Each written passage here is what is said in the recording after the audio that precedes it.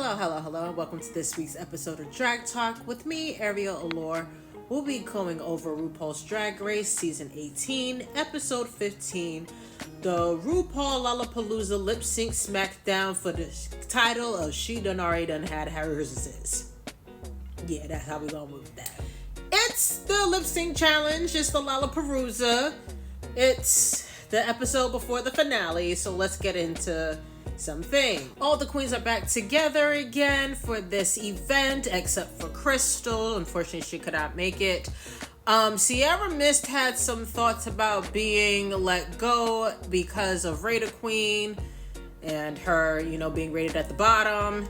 And then we find out that Briar Blush is not going to be able to participate in this Lalapaluza because of diagnosis of the pneumonia that morphed itself into sepsis. Sorry to hear that, and I hope you're doing very well. While they are getting ready, Jane don't confront Sierra Mist about those scraps of fabric in the suitcase for that challenge.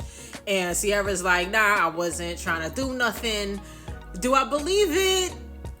Here's what I think. I think it's a little bit of both. I think Sierra did pack that stuff up for her with in mind two things. She's really crafty. She knows how to do prosthetics and things like that. I believe that Sierra herself could have made a garment with those scraps. However, she was also kind of hoping if it goes to somebody else, they wouldn't know what to do with it. So I think it's a little bit of both, a bit of pettiness, but also she knows how to work with material. This might be in two parts. Going into this, I personally had Juicy, Mia Star, Jane Don't, Kenya as kind of like my top people.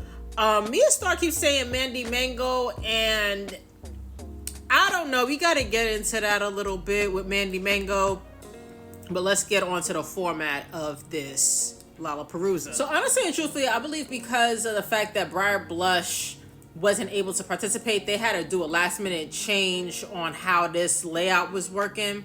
So it was a little bit confusing. You had like a bracket of 6, then a bracket of 3, then 1, but then when you do the math and everything, it actually does make sense. And it was kind of cool because it really did give like final boss vibes with Juicy at the end. So first bracket, no particular order, you got Didi Fuego, Mandy Mango, Sierra Mist, Vita Vontae Star, Mia Star, and Athena Dion. Before we get into the lip syncs, let's just go into some of the looks. And yeah, this is gonna be part 1, part 2. We'll get into all of the lip syncs. Briar Blush looks so cute in this outfit. It's a shame, but yeah, she looked really good. And honestly, she looked a lot better than some of the top 3 for their outfits, which we'll get into right now. So this is Nene, Mikey Meeks, and Darlene Mitchell. Darlene's was the cutest to me. I'm bored with Nene and Mikey Meeks's. And you're gonna be like, oh, how in the world are you bored? Because we know Nene's gonna do something big and extravagant in a headpiece, and we know that Mikey Meeks is gonna have a really tailored classic drag look. I'm bored. Darlene Mitchell, honestly, I'm always surprised, but her with this waitress outfit, I liked it a lot. It reminded me of when Hershey LaCour Jeté, she had a pork chop waitress outfit at the last DragCon. It reminded me a little bit of this moment, so I may be slightly biased. So go to part 2. We'll actually get into the battles themselves. Alright, welcome back. This is part 2 of Drag Talk with me, Ariel Allure. We're going to get into the battles of Season 18's Lip Sync Lalapaluza for She Done Already Done Had Hers Is. The only way that I'm going to do this is kind of like in unfortunately loser order. So the first battle ends up being Sierra Mist versus Athena Love Dion to the song Born Naked. I personally don't think that Born Naked is the best drag kind of lip sync song. That's just my opinion on it. And even if it is, it gives me more of a Park and Bark, a little bit of a vibe. So like, what are you really doing with it? I don't see how Athena ends up being gone the first route. I thought she did very well. It was kind of odd to me, but She had a great season. I guess they wanted her more for commentary backstage because they needed somebody to kind of narrate the rest of the Lalapaluza. So I also think they kept her in mind because they kept Ciara in because of the whole substance thing and pop culture and that whole bit. I think Athena should have won. Next up, we have Mandy Mango versus Mia Starr to Just What They Want, which is apparently a wordy song, but is also a very fun song. Let me just say this. I am saying this as an outsider. I'm not saying that I know everything, but can y'all queens respectfully, can we actually get Vogue lessons of Voguers? Or I'm kind of tired of Aja always reading y'all. Cause like, why? You do know once you proclaim something within Vogue, they're going to criticize you for it. I'm like, all right, to the untrained eye, like such as myself, I didn't think it was too bad. I thought she did, it looked like she was a lot better than some of the other drag queens who say that do voguing outside of Aja. Aja's not one of those people. I put Aja as like a voguer that also does drag. Even like Mariah Balenciaga, I believe like she's more Vogue world than drag. I could be completely wrong on that, but that's just how they come off. Can you please be part of a Vogue house? Please? I think it just help everybody. I think you won't get read. I think respect will be given appropriately. Can we just? I think it would help. That's just me. Last battle of round 3 ends up being Vita Von T Star against Didi Fuego to the song Main Event. I love what Vita did where she was emoting the song, and Didi Fuego did the one thing that I really do not care for. What is this whole blocking the other queen thing? I get it, y'all want attention, you want the judges to watch you, but there's a very fine line sportsmanship, that boundary when it comes to that for me, that I just noticed and observed over the years with it. I think it's happened a lot more in recent years where a lot of the queens want to be blocking each other, and later on in this Lollapalooza, there's a way of doing it that it works a lot better. It's done properly. Like, we'll talk about it. Vita ends up moving on. Didi goes. I do agree with that. Now we get into round 2, and it's Vita Von T Star versus Mia Starr to Call Me Mother. Always a great classic Drag Race song to do. And of course, Mia doesn't take it again, but Vita put up a good fight. I liked it. It was a fun lip sync. I love the stars. This my cousin. She don't know it. She probably gonna find out now, but this my cousin. I have fun with it. But of course, yeah, again, Mia Starr wins. Then you get Kenya Pleaser versus Ciara Miss to this song Pretty Gang. I'm not familiar with the song, but this was a fun lip sync. I do believe Kenya won it. However, big props to Ciara Miss for those prosthetic cups, because if she can somehow figure out how to do that for multiple drag queens, because I know sometimes they say like with the breastplates and everything it looks a little cumbersome, where it's like extra layers or you gotta hide, the lines of demarcation or whatnot. If you could somehow mass produce that, Ciara, you got another stream of income. So you put up a good fight. I don't get why you wanted to do the substance, but you put up a good fight. Better luck next time. Kenya moves on.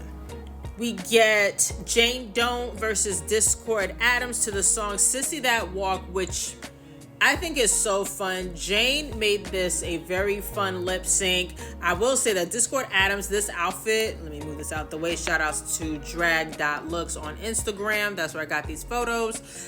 This looks like, so some people are going to say it looks like Mistress's outfit that she had before, which slightly I can see that reference. But there's also this fashion designer, they're called the Blondes. It's like a Mistress's outfit was done by the Blondes. Then that's how you get this. Discord looks cool. However, in the lip sync, it was fun. Jane Don't killed it. she did, I think I saw somebody say this, like Jane Doe is what Ginger Minge thinks she is. So like, how does Jane Doe Ginger Minge more than Ginger Minge? That type of comedy, I'll say, yeah, I believe that Jane Doe does it better. We see it really shine in another lip sync later on this episode. She put up a good fight. We had a lot of fun. Proud of you, Discord. So we get into the last two battles until the final battle, and then we have Jane Doe versus Juicy Love Dion to Cha Cha Bitch. This was so fun. I know everybody's like, oh my gosh, she's going up against Juicy. Juicy's gonna crush her. Yes and no. It's like Jane's like, knowing that, I'ma just have so much fun. And this is one of the best lip syncs in this episode. Yes, we know Juicy Love Dion is gonna pull out all the tricks and she's going to be famous. And that famous plus just excellent. And that reveal, yeah, she's gonna be famous. I said the right word. But what she does in her comedy, yeah, that type of comedy that I do believe Ginger, I don't know if she introduced it, but she has been known for on the show. I do think that Jane Doe does do it better. And it was so much fun. She's like, oh God, I'm not gonna be able to do that. Let me do it. It was fun. But of course we know Juicy Love Dion moves on to the next season. I'm not worried about Jane Doe. I need her back for All Stars. Thanks. Then we have the semifinal battle, I believe I say that, between Kenya Pleaser and Mia Starr. Can we finally, I feel like this song has gotten a correct lip sync. This song can now be retired out of the RuPaul songs. We don't need to bring Peanut Butter back because Kenya and Mia did the damn thing. Again, another very fun lip sync. Kenya put up a fight. Not surprised that Mia won though. It was fun. Like, what else can you say about it? The essence of peanut butter, the both of them did. Ooh, I'm so glad she took that wig off early.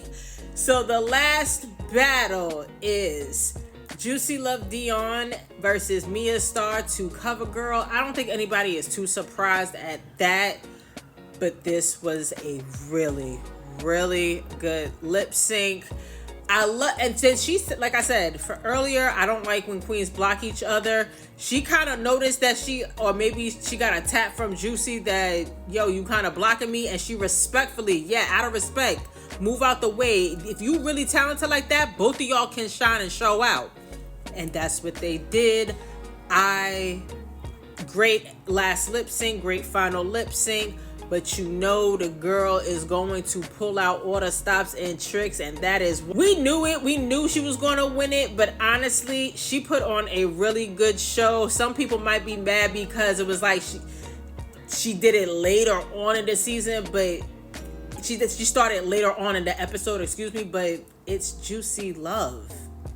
You've seen what she's done all season. You know that is somebody that them girls really don't want to go up against. So yeah, if you're going up against her, you're going up against some of the best of the best. And she showed out that reveal from the earlier one for Cha-Cha. Of course she was going to go to the last round. Proud of you, Juicy. This is the third time that Florida got it, and apparently the color red is lucky with them. You won $50,000. Very proud. So those are all my thoughts about the Lalapaluza. Congratulations to Juicy, Briar Blush. One day we could go on the internet and see, maybe even All Stars, we could see some of your work. So, but it does suck that you were not able to participate in the lip sync. What were y'all thoughts about this? I thought this was a really fun episode. I think this is one of the better lip sync Lalapaluzas in some time. I have fun. Can't wait till the next episode and see who finally wins. I'm still crossing my fingers for Darlene Mitchell. So until next time, peace.